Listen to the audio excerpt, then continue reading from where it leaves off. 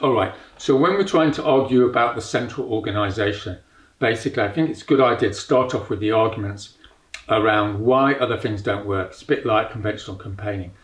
Conventional organisation doesn't work, and this is why, and this is what we're doing, which is different. All right. So the way to construct the argument here, I think, is to say there's basically two forms of organisation: a sort of top-down hierarchy. And why is that bad? People know it's bad because it leads to power abuses. Some people are in charge and they end up being horrible to people that aren't in charge, and everyone's sort of familiar with that situation.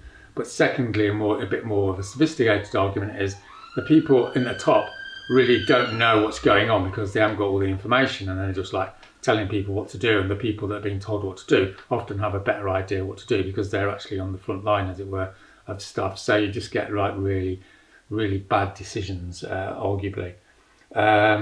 So I think if you try and make this argument, you can always split people into groups here to say, what was your experience of hierarchical organisation, as you might say, and you'll get lots of people giving good stories, as I'm sure we're all aware.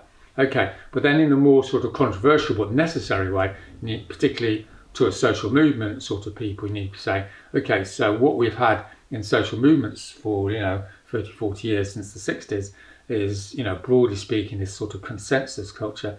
And the consensus culture is sort of great because it's ethical and you want to involve everyone, but it's got like a critical downside, which is very difficult to make decisions. And it's very difficult to make decisions in fast changing situations, which is what we've got at the moment in a climate emergency.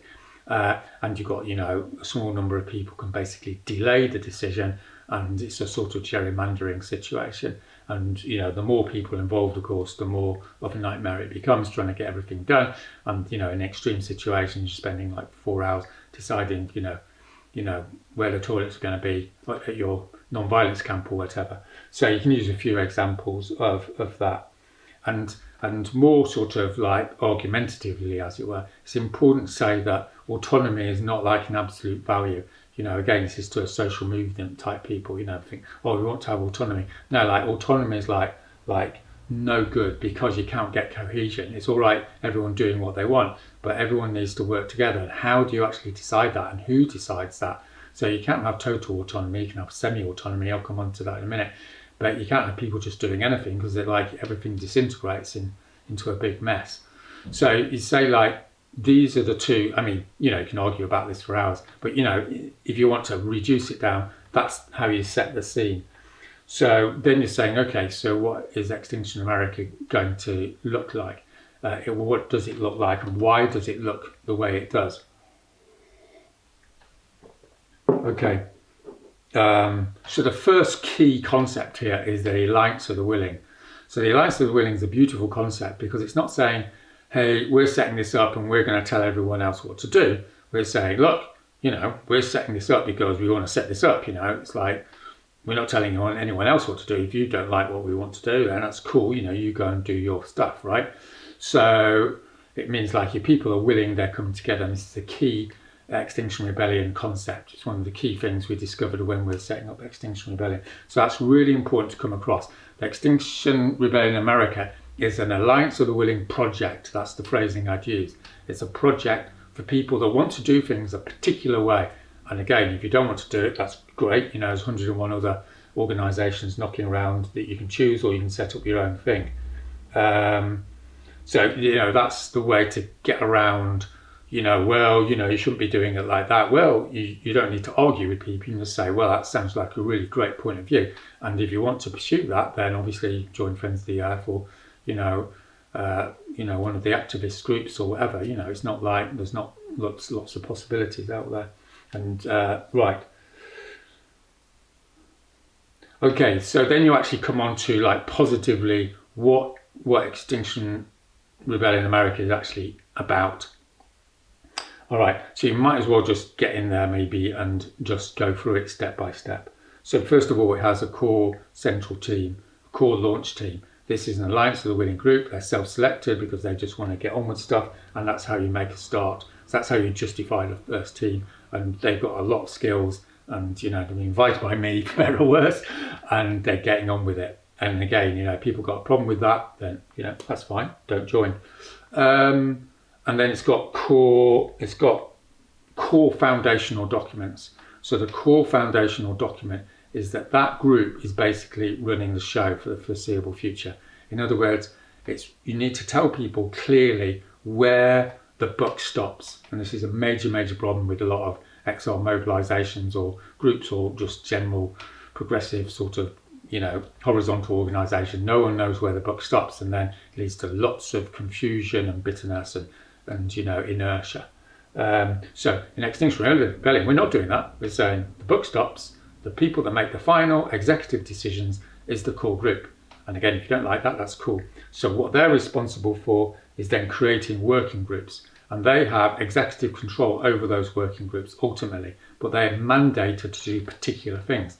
So if they get that mandate and they get on with it and they produce results, as it were, that's cool. Like, no one's going to stop them from doing that.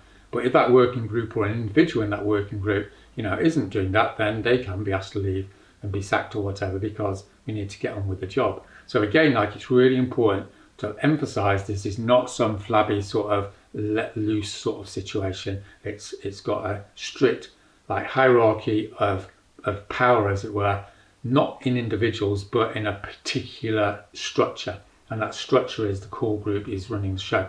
And obviously, as time goes on, there is going to be a provision for that group to become democratized and have more people enter it, which I suggest at this stage of the game we don't need to go into that in great detail, because the main thing is to emphasize it's where the book stops.